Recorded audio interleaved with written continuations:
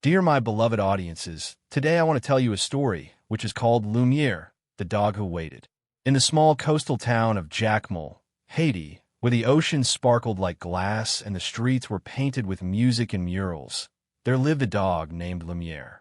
His name meant light, and even though he had no collar, no leash, and no official owner, Lumiere was a light to everyone in the community. Chapter 1. The Boy and the Dog. Lumiere had been found as a tiny puppy after the 2010 earthquake, curled under rubble near the remnants of a crumbled house. He was rescued by a teenage boy named Jean-Louis, who had also lost his home that day. Jean-Louis took the puppy in, fed him scraps, and gave him warmth.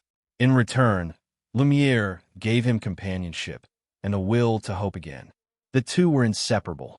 They ran along the beach at sunrise, shared mango peels and rice, and slept under the stars when the roof still had holes. Jean-Louis often whispered to Lumiere, "You are not just my dog, you are my strength." Chapter 2. Life in the Color of Struggle. Life in Jacmel was beautiful but not easy.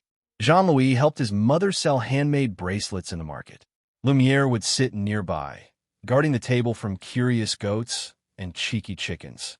Tourists loved him, his calm eyes, the way he gently wagged his tail without begging.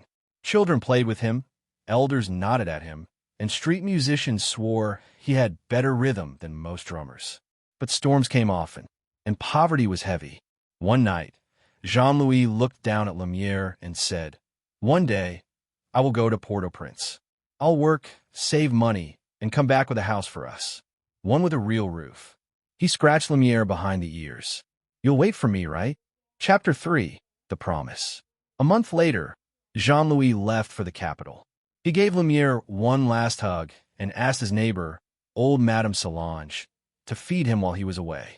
"I'll only be gone for a few months," he said. "Tell him I'll be back before the rains." Lumiere stood at the gate for 2 days, waiting. And then every evening after that, always at sunset, he'd sit by the road, ears perked, eyes scanning the horizon, waiting. Chapter 4. A Dog Who Belonged to Everyone.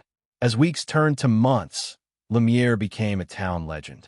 The children began calling him Chien Fiddly, the faithful dog. Fishermen shared their catch with him. Artists painted his image in bright colors on walls downtown. He never strayed far. Every sunset, without fail, he sat by the road, nose pointed toward the hills that led to Port-au-Prince. Madame Solange said softly, "He knows in his bones that the boy will return." Chapter 5. The Storm.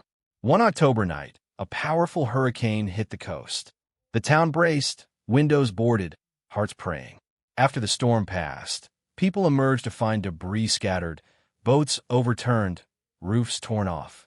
Lumiere was found curled under the collapsed fruit stand near the market, shivering but alive. His leg was injured.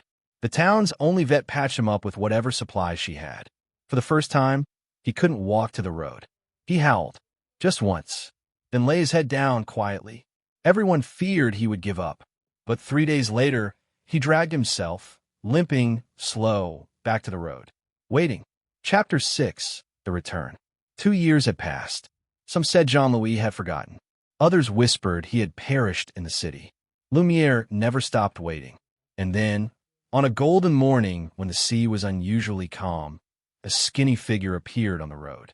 Clothes faded, hands rough, but eyes bright with recognition. Jean-Louis. He'd worked in a construction crew, saved every gourd, and survived more than one night with no food. His first question to Madame Solange was, "Is he still here?" She just pointed. Lumiere stood up slowly. For a second, he didn't move. Then his tail began to wag, faster and faster. And then, like a miracle, Lumiere ran, on his old injured leg, across the street, straight into Jean-Louis' arms. The town clapped. People cried. The boy and the dog were together again. Epilogue. A roof and a name. With his savings, Jean-Louis built a small, sturdy house at the edge of Jacmel, where the hills met the ocean. He built a wooden sign above the door, La Promesse, the promise. Lumiere slept inside every night, never on the street again. And though he was older, slower, and a bit grayer, his eyes still shone like the name he carried. Because some lights never go out, especially the ones we carry in our hearts. If you like this video, please leave a like and subscribe. It will really help our channel grow. But if you don't like it, then just skip it and don't forget to check out our other videos. Thank you very much and goodbye.